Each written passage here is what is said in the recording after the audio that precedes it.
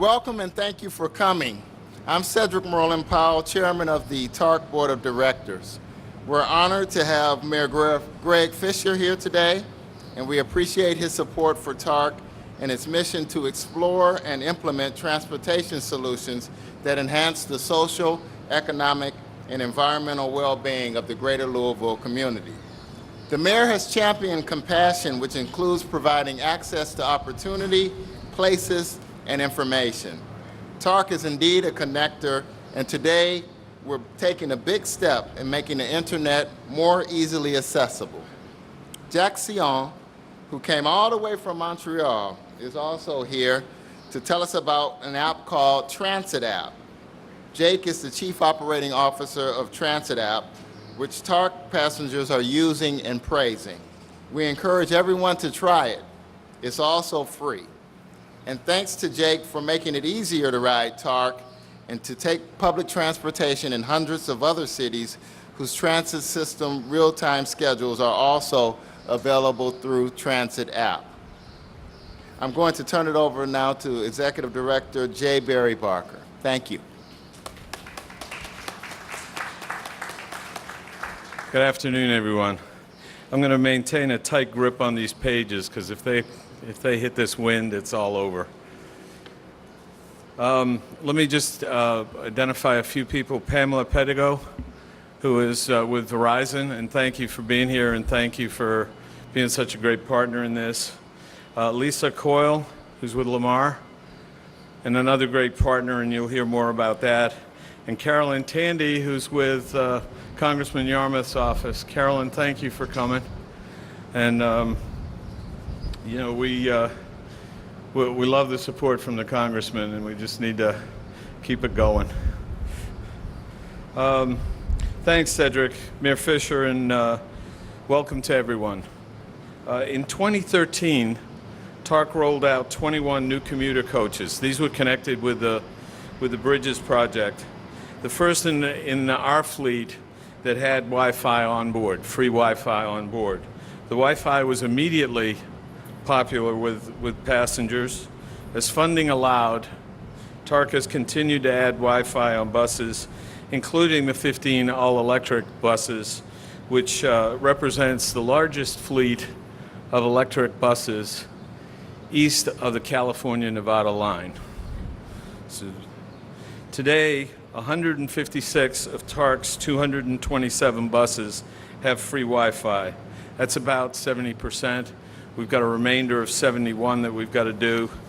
And I am proud to announce, and this has been verified by the people who have to do the actual installation, William, that those will all be in by June 1st. All 227 buses will be free Wi-Fi hotspots. Every bus will be displaying the blue Wi-Fi icon that you see on the side of this bus. That's good, man. Let's stop and applaud a little bit, man.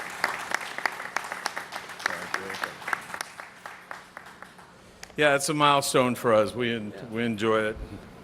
We think it's great. But why are we doing this, right? We're doing it, we're in the business of providing access, of providing mobility. It's just a different dimension of that. We are about making our community successful. And the people in it successful. We are providing more opportunities to be productive as you ride along on the bus. No more twiddling of thumbs, hit the keyboard.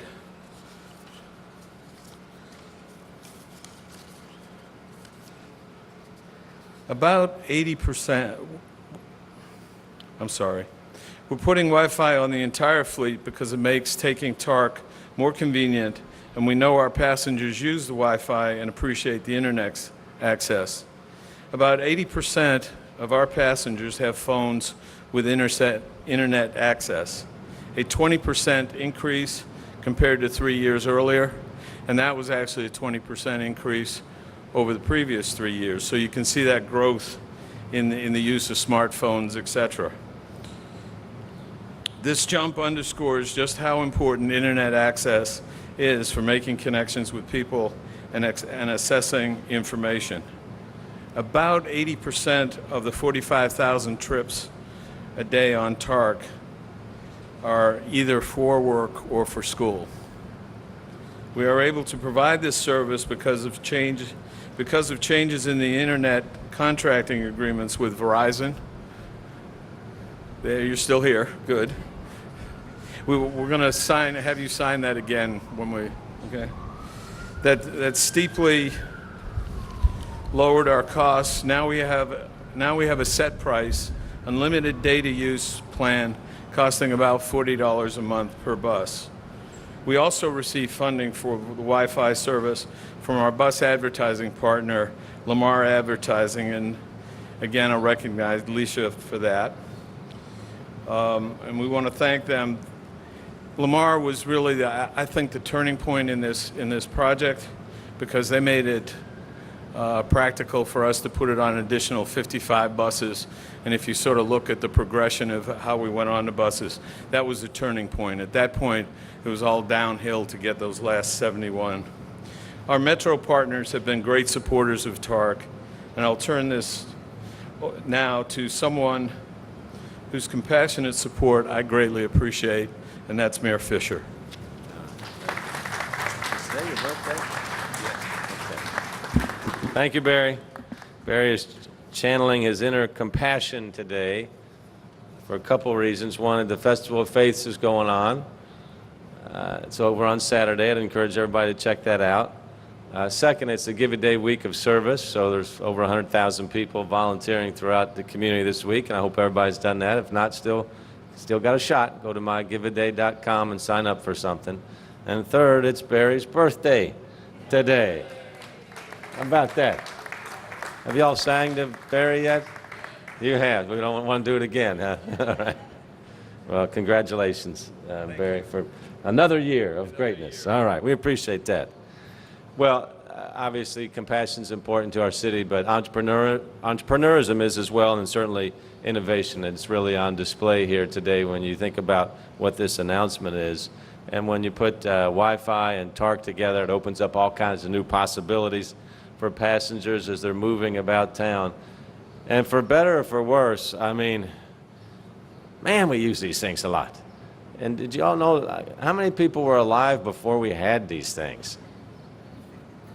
And did the world get along just fine without them? But I don't think we're going to get rid of them.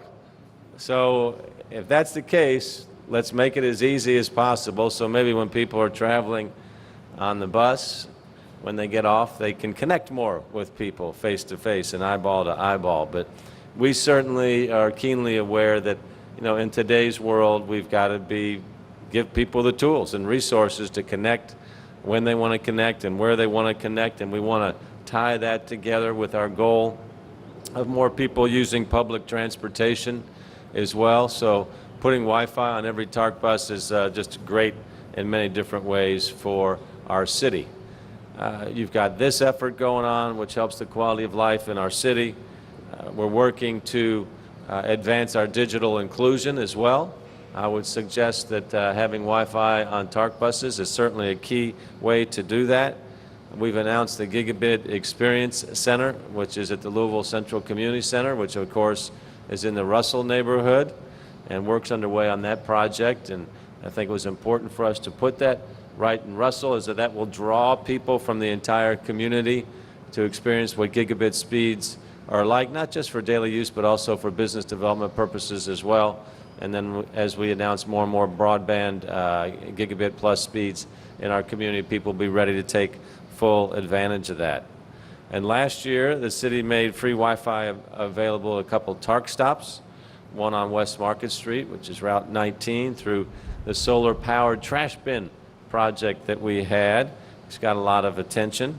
And then we have also established Wi-Fi hotspots in other areas in the Russell neighborhood, one of them with the help of America's Finest Filter Company, our buddy Mike White's company. And so you think about that, we're creating a Louis Lab space for innovation and open innovation in the community. The training that we're doing right now, Code Louisville started off extraordinarily well for us. We were recognized by the White House for the work that we've done in that. We've now surpassed our 500th person that's been trained in software coding in our city, and our job placement success is going very well with that. So all this is to say that all of these projects, all of this internet and digital inclusion is very important to where we're going as a city.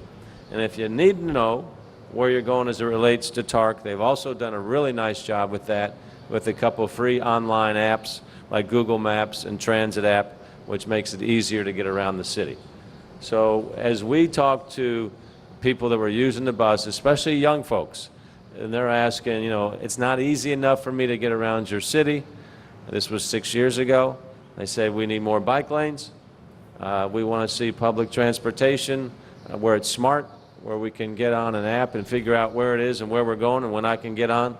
And we want to be able to work effectively on a bus as well. So I say check, check, check for all those. We can always do more. We will always do more, but we're making good progress. So I just want to thank the entire TARC team. You guys do so much for our community day in and day out. To work at TARC, you got to be multifaceted. I mean, it's just not like, okay, we get buses ready to roll and then we're done. You guys are everything from the ambassadors to our city, to getting people in and out of big events, to keeping our fleet running. It's a very, very difficult job that never, never stops. So I just want to thank you all very much for the good work you do day in and day out. Thank you.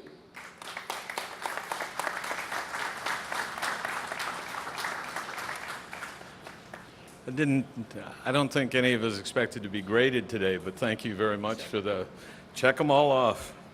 All right. Another way TARC is working to connect passengers with bus information online is through our real-time data feed. What we did, we got hooked up a number of years ago with Google. And the way that we did that is we had a data feed that would download. What we did at that point is that we made this data feed available to any and all app developers so that they could take our data and build programs for passengers to plan trips, track rides in real time. And Ted Smith was very instrumental in doing that and talking with us and getting that all done. Jakeeasion and the team at Transit app use the data feed and TARC's passenger notices. In the TARC service area, Transit app has been downloaded some 18,000 times since last November, and now averages about 1,500 users on an average weekday. You can see some of the praise from the passengers on that board that keeps flying away. But it's worth stopping by and giving that a read, trust me. Google Maps remain a popular app for our real-time trip planning, and it lets us know if your bus is on time, and we encourage its use as well.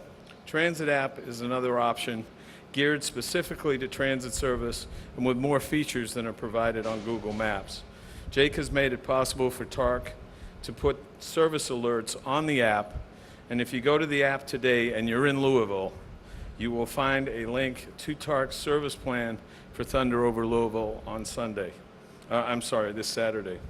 Jake is now going to tell us some more about the app and how popular it has been in Louisville. Jake?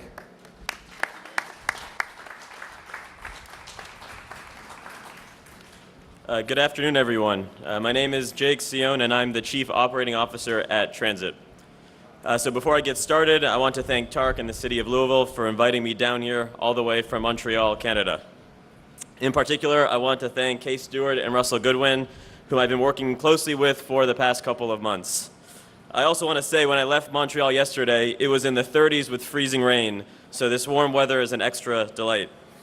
It's that lovely weather we have up in Montreal, which is part of the reason our two founders, Sam and Guillaume, originally built the app back in 2012.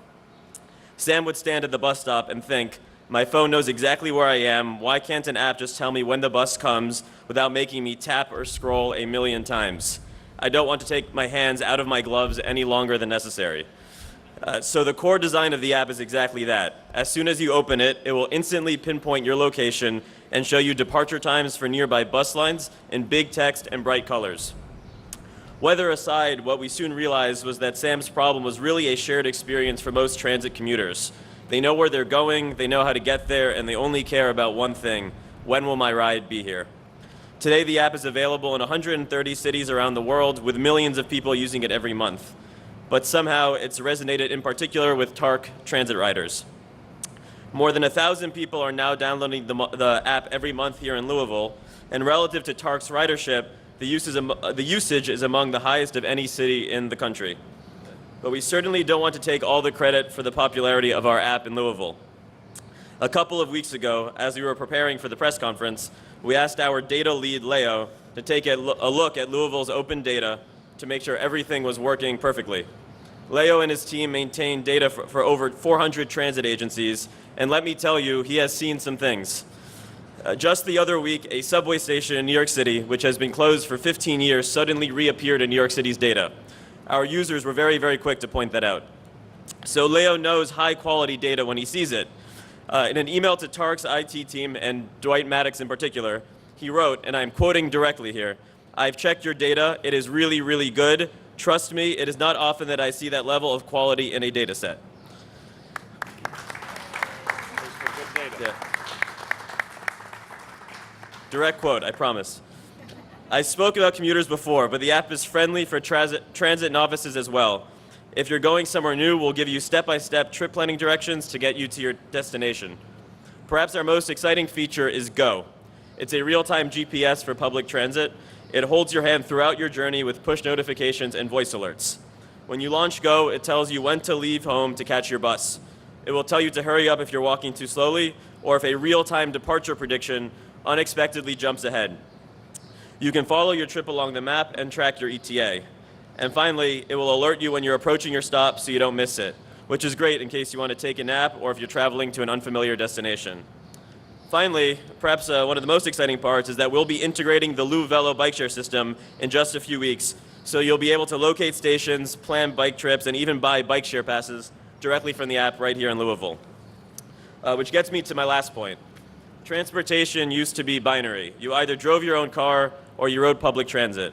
But in the past several years, we've seen an explosion of new app-based transportation services that are changing the way people think about getting around their city.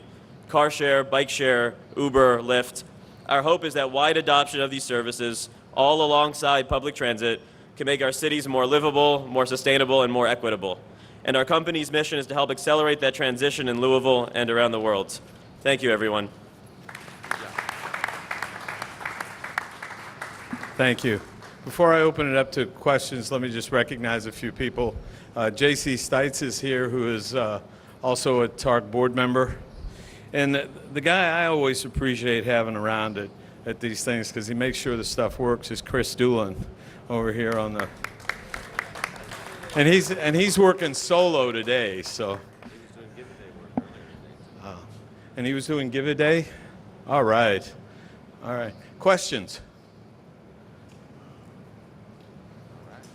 All right. Going once, twice, 3 times. Thank you all for being here. Appreciate it.